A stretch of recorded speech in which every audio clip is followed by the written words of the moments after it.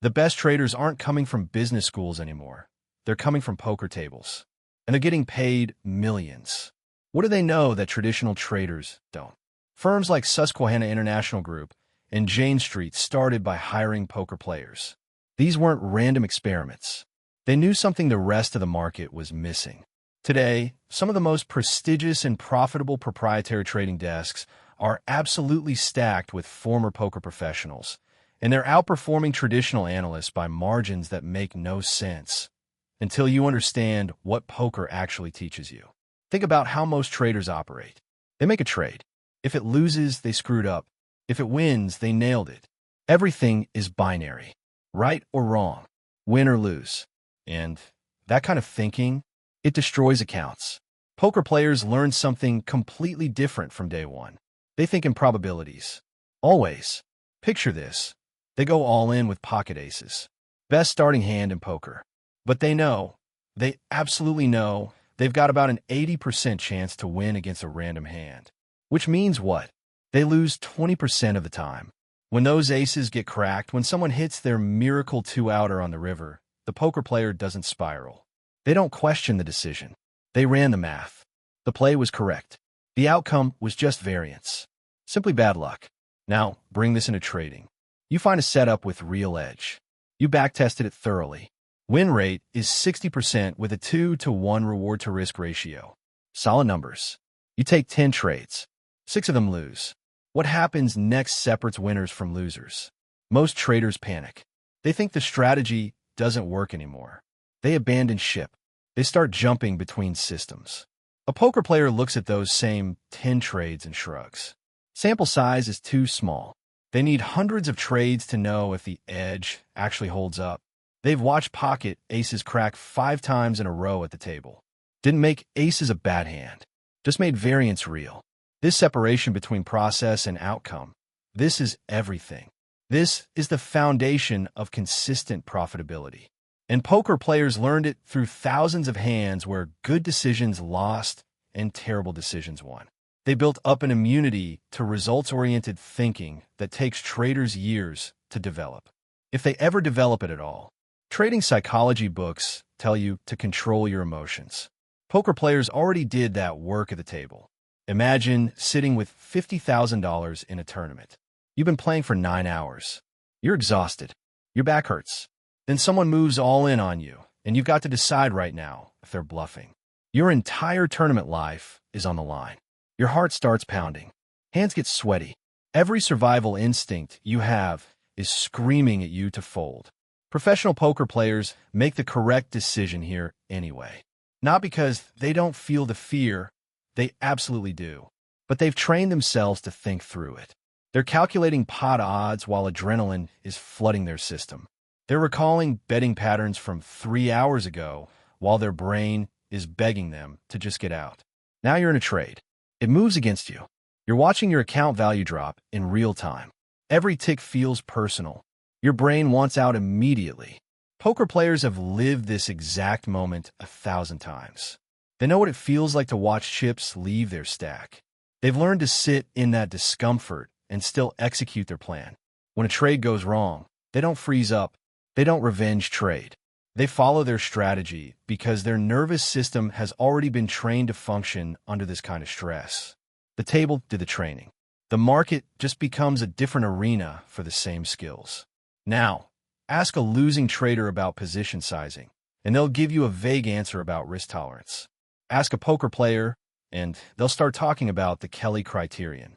They'll explain their risk of ruin calculation. They'll show you spreadsheets. Poker players survive because they protect their bankroll like it's oxygen. They understand at a fundamental level that talent means absolutely nothing if you go broke. A professional playing no-limit hold'em might have a $100,000 bankroll, but refuse to sit in games bigger than $5 or $10 blinds. Variance in poker is absolutely massive. Winning players go through downswings that last months. If you don't size your bets correctly, a bad run wipes you out before your edge even has a chance to show up. So poker players calculate their buy-in size based on standard deviation, win rate, worst-case scenarios. They never risk more than 5% of their bankroll on a single tournament. Usually it's closer to 2%. Now look at how traders operate. They risk 10% per trade because they feel confident. They leverage their account, trying to maximize returns. They treat sizing like it's limiting their upside instead of ensuring their survival. Poker players walk into trading with a complete opposite mindset. They assume they'll have losing streaks. They plan for drawdowns. They size positions so that even a brutal run won't knock them out of the game. This approach feels limiting at first, like you're leaving money on the table. But it's exactly why they're still trading 5 years later, while aggressive traders vanished after 6 months. In poker, the game isn't about the cards. The game is about your opponent's tendencies. A great player wins with weak hands by exploiting how others play. They track betting patterns. They recognize fear. They identify when someone is protecting a vulnerable position. This skill translates directly into reading order flow. When poker players analyze a chart, they're not just looking at price action. They're reading the intentions behind the moves. A sharp drop on low volume tells them something completely different than a grind down on massive volume. They see where stops are clustered. They recognize when institutions are quietly distributing into retail, buying pressure.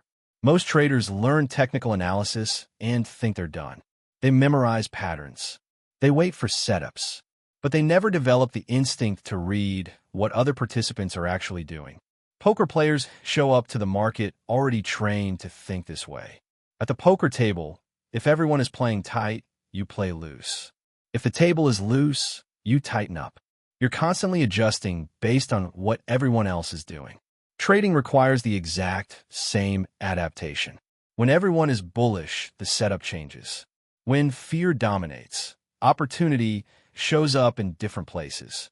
Poker players don't follow crowds because they spent years profiting by exploiting crowds. They bring that contrarian instinct into their trades, and it keeps them on the right side of major moves. Good poker players fold, and they fold a lot. Bad traders, on the other hand, can't walk away.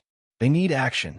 They force trades when nothing is there because sitting in cash feels like missing out, like they're not really trading. Poker players fold most of their hands. In a typical session, they might play 20% of what they're dealt. The other 80% straight into the muck without a second thought. They've internalized something crucial. Folding is profitable. Every bad hand they avoid is money saved. This creates a massive edge in trading. While other traders are taking marginal setups because they're bored or anxious, poker players sit on their hands. They wait. They let bad opportunities pass by. They don't confuse activity with productivity.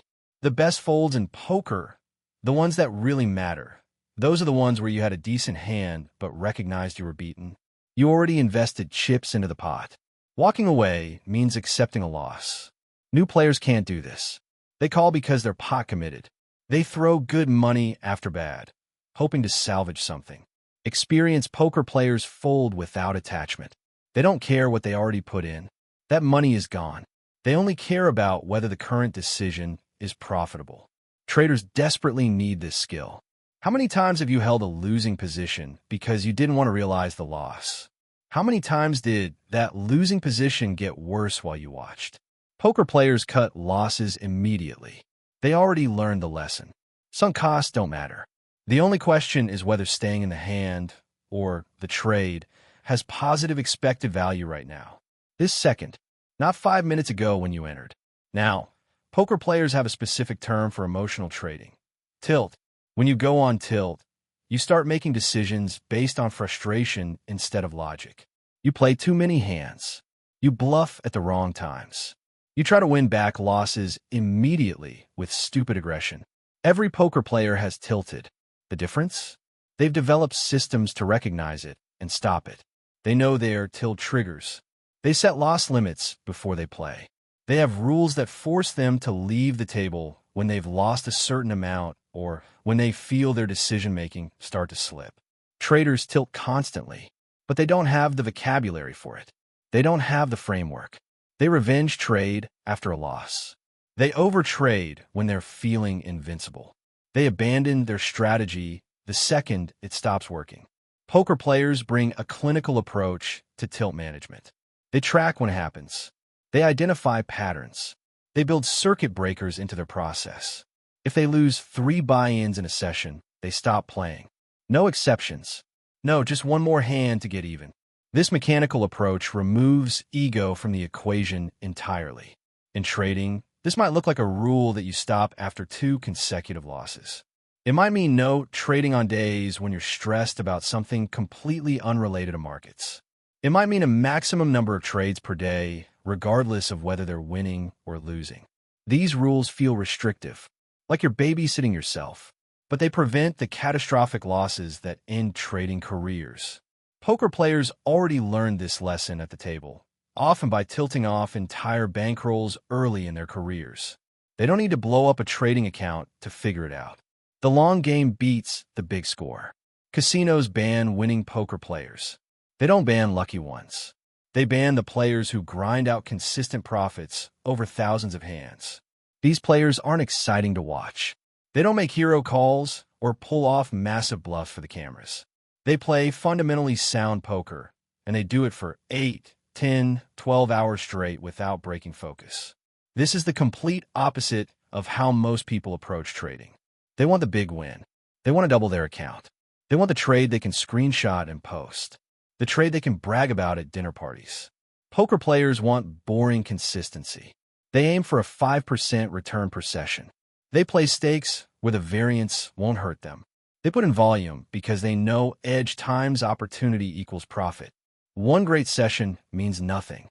What matters is being profitable over the next 1,000 sessions. Traders coming from other backgrounds really struggle with this mindset. They see trading as a way to get rich quickly. They take oversized risks, chasing oversized returns. They focus on home runs instead of base hits. Poker players view trading as a job. They show up every day. They execute their strategy. They log their trades. They review their mistakes. They treat it like the grind it actually is. This approach is way less glamorous, but it's significantly more profitable over time. And time is what matters. Not days, not weeks, years. In poker, your table image matters. If you've been playing tight for an hour, your bluffs get more respect. If you've been caught bluffing twice, your value bets get called more often. Smart players manipulate their image intentionally. They make plays designed not to win this particular hand, but to set up future hands. This concept exists in trading, but most traders never think about it. Poker players understand that markets have memory. Certain patterns get front-run because everyone watches for them. Obvious levels get respected until suddenly they don't. This creates opportunities for deception. If everyone expects support to hold, poker players look for spots where market makers want to trap bulls. If everyone expects a breakout, they look for the false move that hunts stops before the real move happens. This isn't about being contrarian just to be different. It's about recognizing that trading is a competitive game where your edge comes from thinking differently than the consensus. Poker players learned to exploit common thinking patterns at the table. They apply the exact same logic to market dynamics. They're always asking, what does everyone else expect here? And then, how can I profit when that expectation gets violated? Variance is not your enemy. Losing traders hate variance. They want every trade to work. They personalize drawdowns. They think the market is punishing them specifically, like it has something against them personally. Poker players understand variance is just the cost of doing business. More than that, variance is actually necessary for their edge to exist. If bad players never won, they'd stop playing. The occasional big score keeps them coming back, keeps them in the game. Variance allows skilled players to extract money from unskilled players over time. The same concept applies to trading. If low probability events never happened, everyone would trade them. The fact that stop hunts exist, that gaps happen, that correlations break, this is what creates opportunity. Variance punishes rigid thinking and rewards those who account for it. Poker players don't fight variance. They embrace it. They size their positions to survive it. They trust their edge to overcome it given enough repetitions. This mental framework makes them nearly impossible to shake out of good trades. When a trade goes wrong, they don't question their entire approach.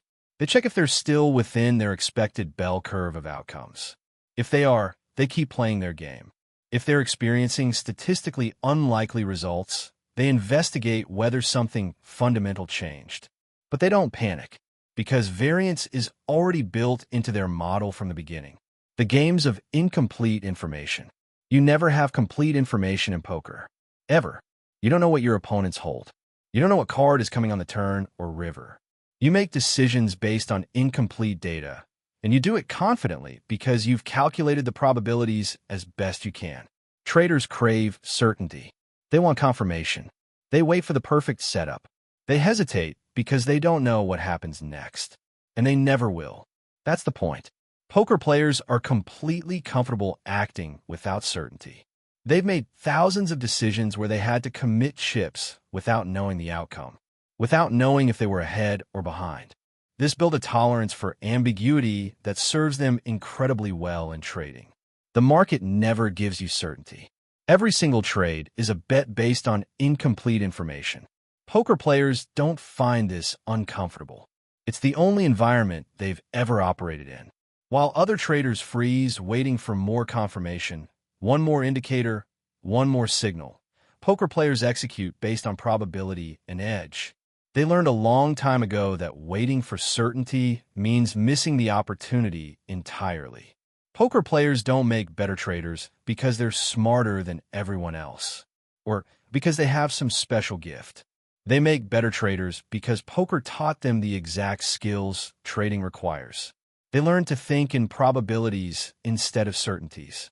They trained their emotions under extreme pressure. They mastered bankroll management through brutal lessons. They developed the discipline to fold and walk away. They built systems to prevent tilt before it destroys them.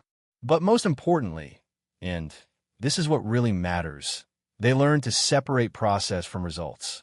They know that good decisions sometimes lose and bad decisions sometimes win. They judge themselves on whether they executed their strategy correctly, not on whether any individual trade worked out. These aren't natural talents that some people are born with. They're trained skills, developed over time through repetition and feedback. And if you're a trader struggling with consistency right now, the path forward is actually pretty clear. Start thinking like a poker player. Track your process, not just your results.